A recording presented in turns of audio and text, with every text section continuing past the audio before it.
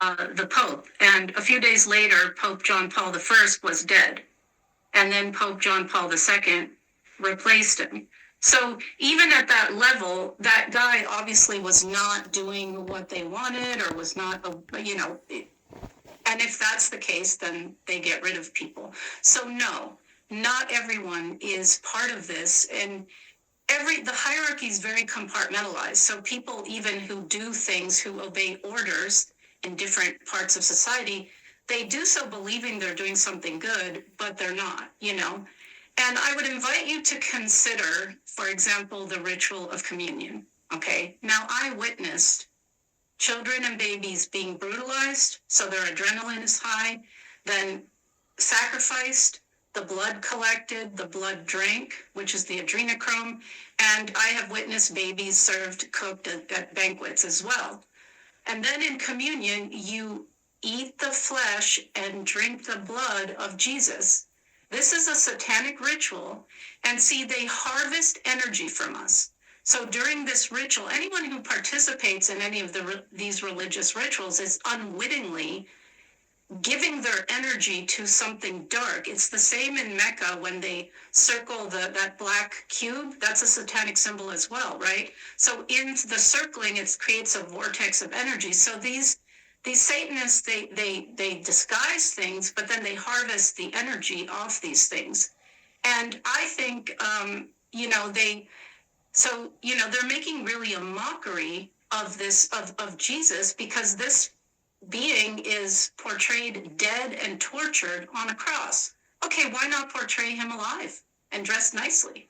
Why that image? And then if you look at the cross, I mean, there's many ways to look at this, but when you do the sign of the cross, you touch your pineal, your third eye, you touch your heart, and then you bind, right?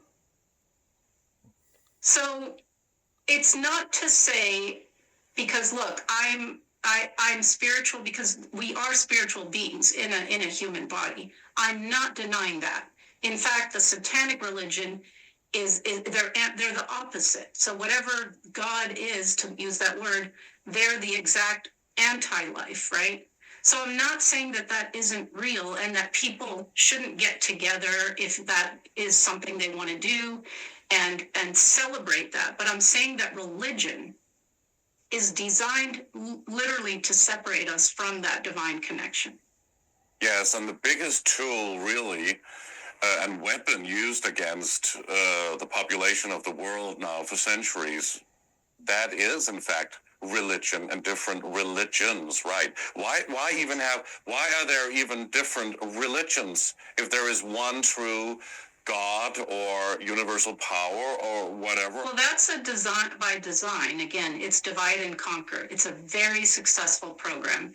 And if you see also in the last few years in America, I don't know how it is over in Denmark, but this whole woke ideology, it's just dividing people more. Indeed, in Denmark and especially in Sweden. I mean, we're like the first. Well, divide and conquer is wonderful for them, because if we're fighting each other, then there's only one true enemy, and it's them. So it's a very clever war tactic. And I just want to say, before it slips out of my head, that they also mock us. They think we're stupid. They think we're cattle. They think we're slaves. And I mean, to some degree, they have successfully socially engineered people into some of that. But for example, in the US, there's this Black Lives Matter. Okay. They're not talking about people of color. They are talking about the Black nobility. Okay.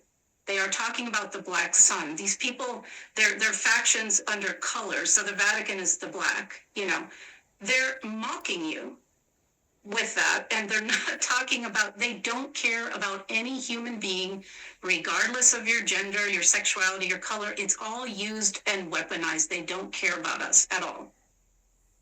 That is so interesting you say that. The Black Lives Matter is really about the Black nobility and the Black Pope and going in that direction there. Obviously, we know that Black Lives Matter that was an orchestration again by, I don't know, the Club of Rome or Club of Budapest, George Soros funded and all that, right? Yes. Yes.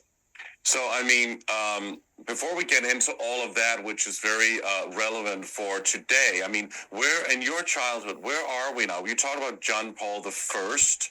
We haven't heard too much about him. I kind of grew up with John Paul the Second, but this would have been like in the 60s or the 70s? It would have been the 70s. I believe it was 78 when he died.